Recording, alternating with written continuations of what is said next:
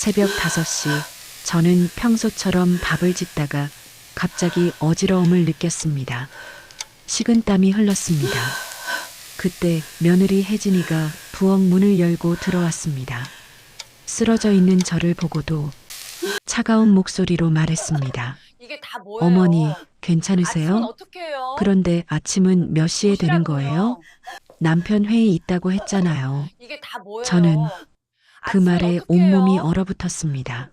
도시락 미안하다. 금방 할게. 에휴, 어서 하세요. 시간 없어요. 그 순간 깨달았습니다. 나는 이 집에서 가족이 아니라 그저 일하는 사람일 뿐이라는 것을. 저는 정미숙입니다.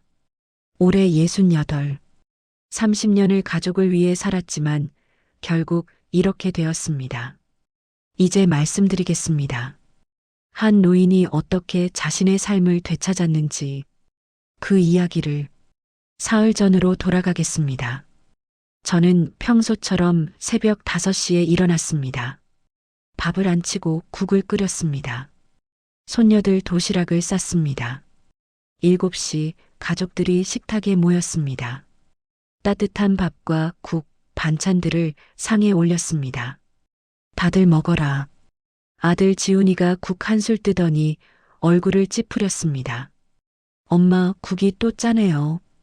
간 조절 좀 해주세요. 며느리 혜진이도 한마디 거들었습니다. 그리고 어머니, 오늘 청소 꼭 해주세요. 저녁은 정확히 6시예요. 남편 손님 온대요. 아무도 고맙다는 말을 하지 않았습니다. 오전 내내 청소를 했습니다. 무릎을 꿇고 걸레질을 하는데 허리가 욱신거렸습니다. 저녁 준비로 4시간을 꼬박 일했습니다. 6시 정각, 지훈이와 손님들이 도착했습니다. 상을 가득 채웠습니다. 저는 부엌에서 혼자 설거지를 했습니다. 밤 10시, 작은 방 침대에 누웠습니다. 나는 언제까지 이렇게 살아야 하지? 눈물이 흘러내렸습니다. 다음 날 아침, 허리가 움직이질 않았습니다.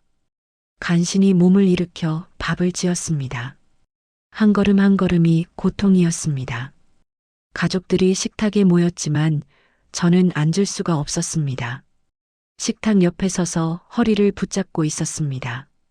지훈이가 무심하게 말했습니다. 엄마, 밥 좀 더 주세요. 떨리는 손으로 밥을 퍼주는 순간 허리에서 뚝 소리가 났습니다. 통증이 몰려왔습니다. 그대로 바닥에 주저앉았습니다. 혜진이의 말이 저를 얼어붙게 만들었습니다. 어머니, 괜찮으세요? 그런데 아침은 어떡해요? 애들 도시락은요? 이 사람들에게 나는 아픈 사람이 아니라 일을 못하는 사람일 뿐이었습니다. 친구 경희에게 전화를 걸었습니다. 경희야, 나 좀 도와줄 수 있니? 허리가 너무 아파. 경희는 바로 달려와 저를 부축해 병원에 갔습니다. 의사 선생님은 진지한 표정으로 말했습니다. 허리 디스크가 상당히 진행되었습니다. 최소 2주는 푹 쉬셔야 합니다. 2주를 쉬면 집안일은 누가 하지? 집으로 돌아오니 오후 3시였습니다. 경희는 저를 방까지 부축해주고 저녁을 준비했습니다. 지훈이와 혜진이가 돌아왔습니다. 지훈이가 제 방으로 왔습니다. 엄마, 병원에선 뭐래요? 2주 정도 쉬래. 그럼 그동안 집안일은 어떻게 해요? 혜진이도 방문 앞에 섰습니다. 어머니, 그럼 저녁은 어떻게 하죠? 경희가 냉정하게 말했습니다. 미숙이는 2주 동안 절대 안정이야. 그동안은 너희들이 알아서 해야지. 혜진이가 당황한 표정을 지었습니다. 하지만 저희도 일이 있는데. 그럼 외식하든지 배달시키든지 해. 미숙이는 지금 쉬어야 한다고. 복도에서 지훈이와 혜진이의 대화가 들렸습니다. 혜진 어떡해요? 당신 엄마가 2주나 일 못한대요. 지훈 빨리 나았으면 좋겠네. 저는 눈물을 흘렸습니다. 나는 가족이 아니구나. 그냥 일하는 사람일 뿐이구나. 사흘이 지났습니다. 집안은 엉망이 되었습니다. 사흘째 되던 저녁 혜진이가 제 방문을 열었습니다. 어머니, 이제 좀 나아지셨죠? 설거지 정도는 할 수 있잖아요. 의사 선생님이 절대 안정하래. 처음으로 분노가 치밀어 올랐습니다. 경희에게 전화를 걸었습니다. 경희야, 나 결심했어. 더 이상 이렇게 살지 않을 거야. 나 복수할 거야. 일주일 후 경희와 조용한 카페에서 만났습니다. 자살을 가장할 거야. 경희의 눈이 커졌습니다. 뭐? 걱정 마. 진짜로 죽는 건 아니야. 유서를 남기고 모든 재산을 재단에 기부한다고 할 거야. 재산이 얼마나 되는데? 3억 정도. 30년간 몰래 모았어. 지훈이도 몰라. 경희가 놀랐습니다. 세상에. 희망나눔재단. 나처럼 가족에게 무시당하는 노인들을 돕는 재단으로 만들 거야. 2주간 준비를 했습니다. 변호사를 만나 비밀리에 재단을 설립했습니다. 그리고 유서를 썼습니다. 사랑하는 지훈아, 혜진아, 손녀들에게 30년 나는 가족을 위해 살았습니다. 하지만 어느 순간부터 나는 가사도우미가 되어 있었습니다. 내가 아플 때도 집안일은 어떻게 하냐고 물었던 그 말들. 나는 지쳤습니다. 나의 모든 재산 3억 원은 희망나눔재단에 기부합니다. 미안합니다. 엄마 정미숙 올림.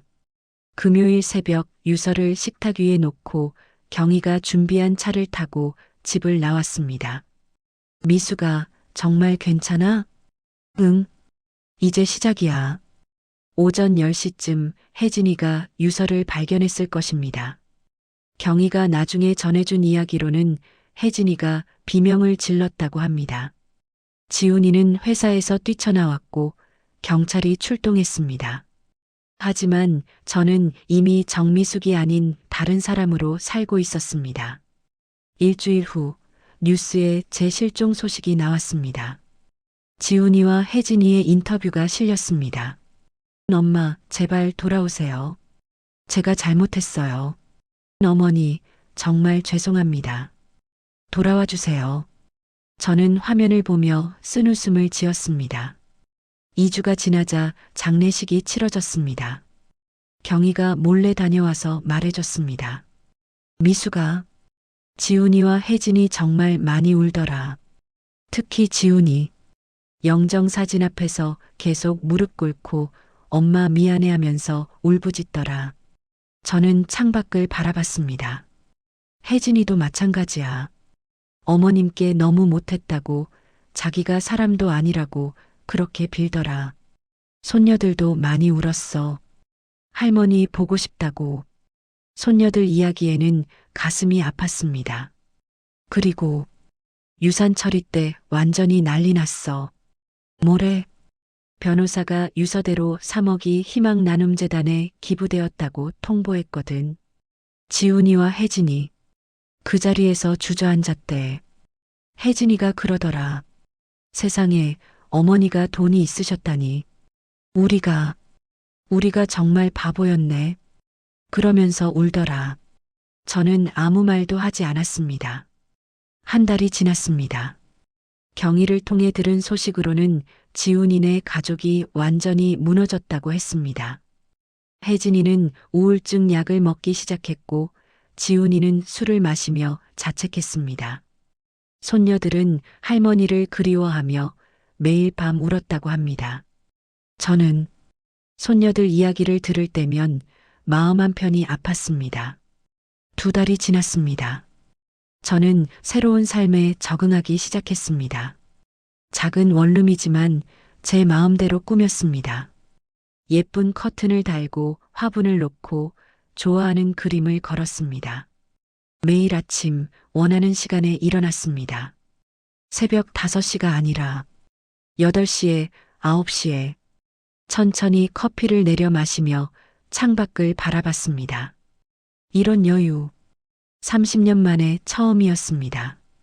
경희와 함께 미술관에도 갔습니다.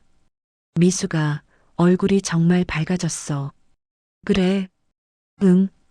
예전엔 항상 지쳐 보였는데 지금은 진짜 살아있는 것 같아. 석 달째 옥상에 작은 텃밭을 만들었습니다. 토마토와 상추를 심었습니다. 매일 아침 물을 주며 식물들이 자라는 모습을 지켜봤습니다. 새싹이 돋고 꽃이 피고 열매를 맺는 과정. 마치 제 새로운 삶 같았습니다. 어느 날 첫 토마토가 빨갛게 익었습니다. 손수 키운 토마토를 따서 한 입 베어 물었습니다. 달콤했습니다. 30년 만에 맛본 가장 달콤한 맛이었습니다. 눈물이 흘렀습니다. 하지만 이번엔 행복의 눈물이었습니다. 넉 달째 제주도로 여행을 떠났습니다. 혼자서 바다를 보며 걸었습니다. 바람을 맞으며 서 있었습니다. 자유. 이것이 자유구나. 평생 누군가를 위해 살았던 삶에서 이제는 나를 위해 사는 삶. 호텔 방에서 일기를 썼습니다. 오늘 나는 행복했다. 누군가를 위해서가 아닌 나 자신을 위해 선택하고 움직였다. 이것이 삶이구나. 뒤늦게 알았지만 그래도 알게 되어 다행이다. 5달째 독거노인을 돕는 봉사단체에 가입했습니다. 제가 겪었던 고통을 다른 노인들은 겪지 않았으면 하는 마음입니다. 한 할머니를 만났습니다. 저와 비슷한 처지의 분이었습니다. 할머니, 괜찮으세요? 할머니는 눈물을 흘렸습니다. 나는 가족에게 짐이야. 아니에요, 할머니. 할머니는 소중한 분이세요. 저는 할머니의 손을 잡았습니다. 할머니도 행복할 권리가 있어요. 가족을 위해 희생하는 것만이 사랑이 아니에요. 할머니는 고개를 끄덕이며 울었습니다. 저는 그 할머니를 보며 과거의 제 모습을 봤습니다. 그리고 다짐했습니다. 더 많은 사람들에게 알려주자. 희생만이 사랑이 아니라는 것을. 6달이 지났습니다. 봄날 아침 경희와 함께 공원을 산책했습니다. 벚꽃이 만개해 있었습니다. 미수가 후회 없어? 응, 전혀 없어. 가족들 생각은? 생각은 나지. 특히 손녀들. 하지만 나도 내 삶을 살 권리가 있잖아. 경희는 웃으며 제 어깨를 두드렸습니다.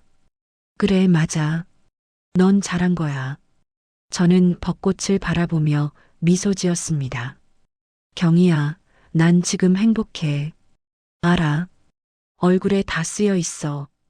그날 저녁 원룸으로 돌아와 창가에 앉았습니다. 노을이 아름다웠습니다. 예전엔 노을을 보며 하루가 끝난다는 아쉬움만 느꼈습니다. 하지만 지금은 달랐습니다. 노을을 보며 내일을 기대하는 설렘을 느꼈습니다. 일기장을 펼쳐 마지막 장에 적었습니다. 나, 정미숙은 오늘 죽었습니다. 가족의 그림자로 살았던 정미숙은 죽고 나 자신으로 사는 정미숙이 태어났습니다. 68배 나이에 새롭게 태어났습니다. 늦었지만 그래도 다행입니다. 앞으로 남은 삶을 나를 위해 살겠습니다. 후회 없이 당당하게 행복하게. 이것이 나의 2번째 인생입니다. 사랑은 희생이 아닙니다. 가족이라는 이름으로 자신을 잃어서는 안 됩니다. 당신도 행복할 권리가 있습니다. 당신도 존중받을 자격이 있습니다. 늦었다고 생각할 때가 가장 빠른 때입니다. 지금이라도 당신의 삶을 찾으십시오. 당신을 위한 삶을 사십시오. 그것이 진정한 사랑입니다. 자기 자신에 대한